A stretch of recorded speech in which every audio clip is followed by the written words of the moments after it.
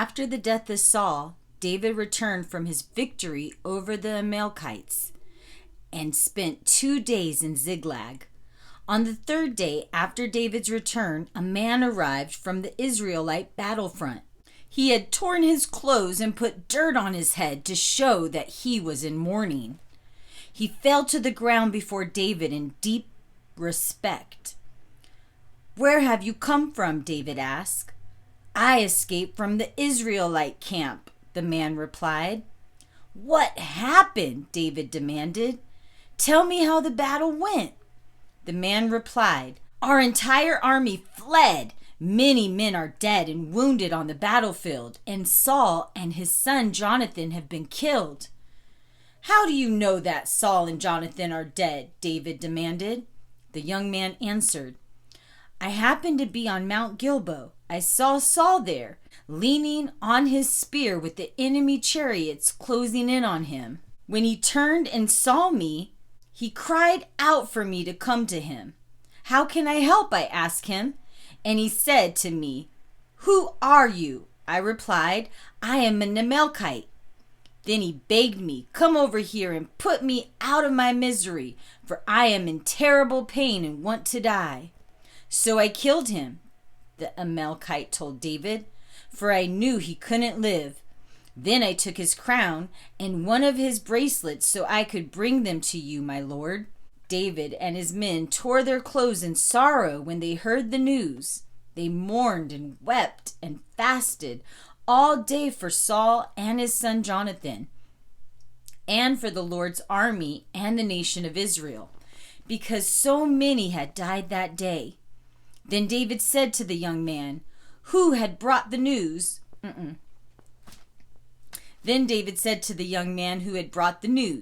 "Where are you from?"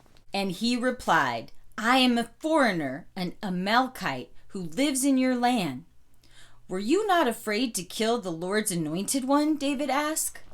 Then David said to one of his men, "Kill him." So the man thrusted his sword into the Amalekite and killed him. "You die self-condemned," David said, "for you yourself confessed that you killed the Lord's anointed one." Then David composed a funeral song for Saul and Jonathan. Later he commanded that it be taught to all the people of Judah. It is known as the Song of the Bow, and it is recorded in the book of Jashar. "Your pride and joy, O Israel, lies dead on the hills. How the mighty heroes have fallen. Don't announce the news in Gath, or the Philistines will rejoice. Don't proclaim it in the streets of Ashkelon, or the pagans will laugh in triumph. O mountains of Gilboa, let there be no dew or rain upon you or your slopes, for there the shield of the mighty was defiled. The shield of Saul will no longer be anointed with oil. Both Saul and Jonathan killed their strongest foes. They did not return from battle empty-handed. How beloved and gracious were Saul and Jonathan. They were together in life and in death. They were swifter than eagles. They were stronger than lions. O women of Israel, weep for Saul, for he dressed you in fine clothing and gold ornaments. How the mighty heroes have fallen in battle. Jonathan lies dead upon the hills. How I weep for you, my brother Jonathan. How much I loved you. And your love for me was deep, deeper than the love of a woman. How the mighty heroes have fallen. Stripped of their weapons, they lie dead." After this, David asked the Lord, "Should I move back to Judah?" And the Lord replied, "Yes." Then David asked, "Which town should I go to?" And the Lord replied, "Hebron." David's wives were Ahinoam from Jezreel and Abigail, the widow of Nabal from Carmel. So David and his wives and his men and their families all moved to Judah, and they settled near the town of Hebron. Then Judah's leader came to David and crowned him king over the tribe of Judah. When David heard that the men of Jabesh Gilead had buried Saul, he sent them this message: "May the Lord bless you for being so loyal to your king and giving him a decent burial. May the Lord be loyal to you in return and reward you with his unfailing love. And I too will reward you for what you have done. And now that Saul is dead, I ask you to be my strong and loyal subjects like the people of Judah, who have anointed me as their new king." But Abner, son of Ner, the commander of Saul's army, had already gone to Mahanaim with Saul's son Ishbosheth. There he proclaimed Ishbosheth king of Gilead, Jezreel, Ephraim, Benjamin, the land of the Ashuites, and all the rest of Israel. Ishbosheth was 40 years old when he became king, and he ruled from Mahanaim for 2 years. Meanwhile, the tribe of Judah remained loyal to David. David made Hebron his capital, and he ruled as king of Judah for 7.5 years. One day, Abner led some of Ishbosheth's troops from Mahanaim to Gibeon. About the same time, Joab, son of Jeruiah, led David's troops from Hebron, and they met Abner at the pool of Gibeon.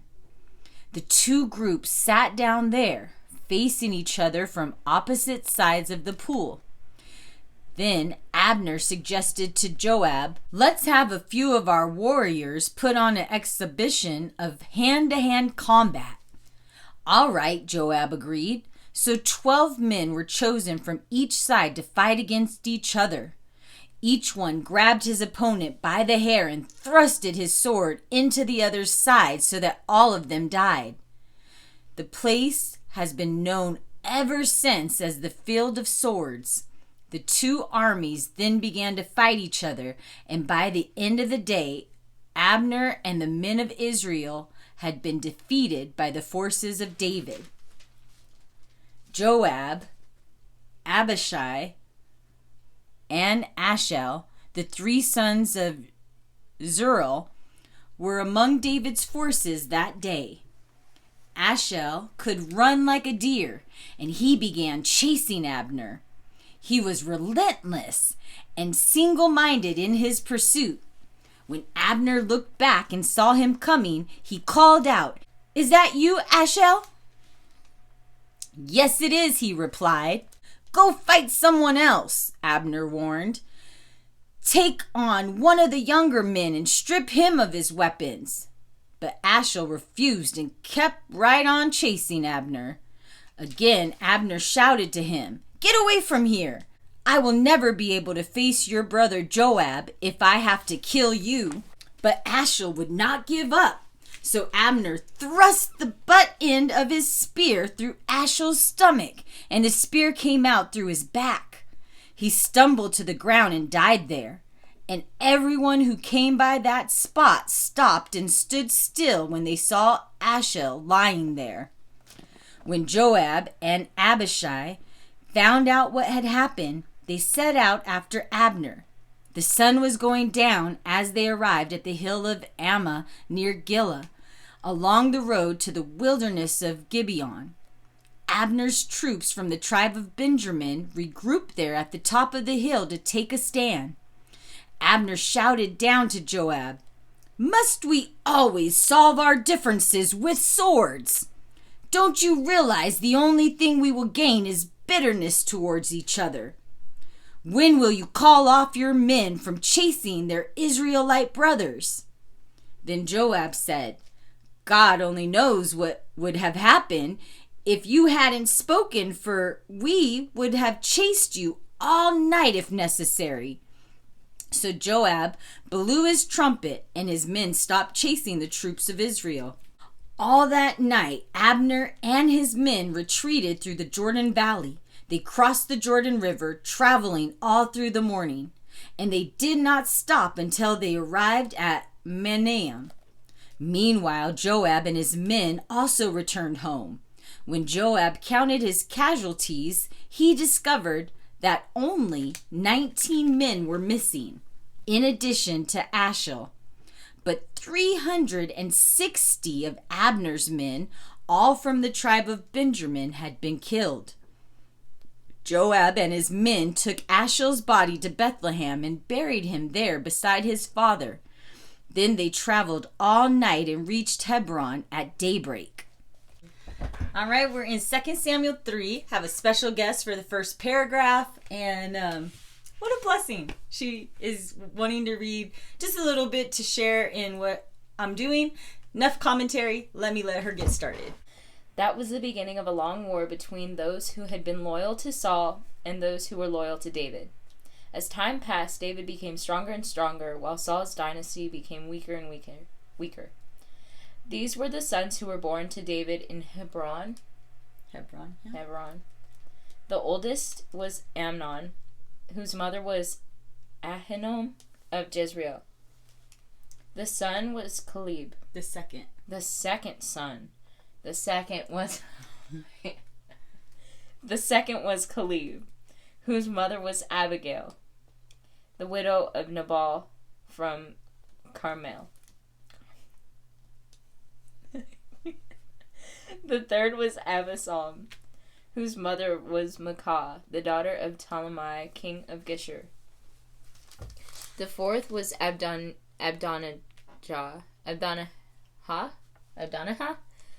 whose mother was Haggith. The fifth, Shephthai, whose mother was Abital. The sixth, Ithream, whose mother was David's wife Elga. These sons were born to David in Hebron. Thank you. Yeah. These are hard names to read, so I couldn't help her because I don't even know how to say them. Anyway, moving on to the next part, guys. Just wanted to include my daughter. Love her so much. As the war went on, Abner became a powerful leader among those who were loyal to Saul's dynasty. One day, Ishbosheth, Saul's son, accused Abner of sleeping with one of his father's concubines, a woman named Rizpah. Abner became furious. "Am I a Judan dog to be kicked around like this?" he shouted. "After all I have done for you and your father by not betraying you to David, and this is my reward? That you find fault with me about this woman? May God deal harshly with me if I don't help David get all that the Lord has promised him. I should just go ahead and give David the rest of Saul's kingdom. I should set him up as king over Israel as well as Judah, from Dan to Beersheba." Ishbosheth didn't dare say another word because he was afraid of what Abner might do. Then Abner sent messengers to David, saying, "Let's make an agreement, and I will help you turn the entire nation of Israel over to you." "All right," David replied, "but I will not negotiate with you unless you bring back my wife Michal, Saul's daughter, when you come." David then sent this message to Ishbosheth, Saul's son. "Give me back my wife Michal, for I bought her with the lives of 100 Philistines." So Ishbosheth took Michal away from her husband Palti, son of Lash. Palti followed along behind her as far as Biram, weeping as he went. Then Abner told him, "Go back home," so Palti returned. Meanwhile, Abner had consulted with the leaders of Israel for some time now. He told them, "You have wanted to make David your king. Now is the time, for the Lord has said, I have chosen David to save my people from the Philistines and from all their other enemies." Abner also spoke with the leaders of the tribe of Benjamin. Then he went to Hebron to tell David that all the people of Israel and Benjamin supported him. When Abner came to Hebron with his 20 men, David entertained them with a great feast. Then Abner said to David, "Let me go and call all the people of Israel to your side. They will make a covenant with you to make you their king. Then you will be able to rule over everything your heart desires." So David sent Abner safely on his way. But just after Abner left, Joab and some of David's troops returned from a raid, bringing much plunder with them. When Joab was told that Abner had just been there visiting the king and had been sent away in safety, he rushed to see the king. "What have you done?" he demanded. "What do you mean by letting Abner get away? You know perfectly well that he came to spy on you and to discover everything you are doing." Joab then left David and sent messengers to catch up with Abner. They found him at the pool of Sirah and brought him back with them. But David knew nothing about it. When Abner arrived at Hebron, Joab took him aside at the gateway as if to speak with him privately. But then he drew his dagger and killed Abner in revenge for killing his brother Ashel. When David heard about it, he declared, "I vow by the Lord that I and my people are innocent of this crime against Abner. Joab and his family are the guilty ones. May his family in every generation be cursed with a man who has open sores or leprosy, or who walks on crutches, or who dies by the sword, or who begs for food." So Joab and his brother Abishai killed Abner because Abner had killed their brother Ashel at the battle of Gibeon. Then David said to Joab and all those who were with him, "Tear your clothes and put on sackcloths. Go into deep mourning for Abner." And King David himself walked behind the procession to the grave.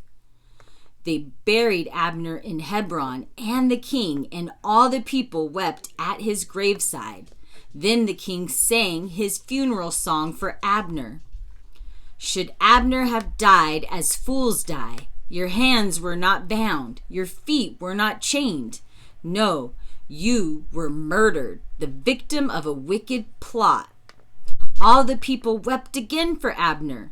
David had refused to eat anything the day of the funeral, and now everyone begged him to eat. But David had made a vow, saying, "May God kill me if I eat anything before sundown."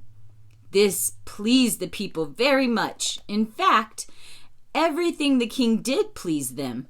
So everyone in Judah and Israel knew that David was not responsible for Abner's death. Then King David said to the people, "Do you not realize that a great leader and a great man has fallen today in Israel? And even though I am the anointed king, these two sons of Zerah, Joab and Abishai, are too strong for me to control. So may the Lord repay these wicked men for their wicked deeds." That's the end of 3. I hope you guys will join me for 2 Samuel 4 through 12 tomorrow. Have a blessed day. In Jesus' name. Peace.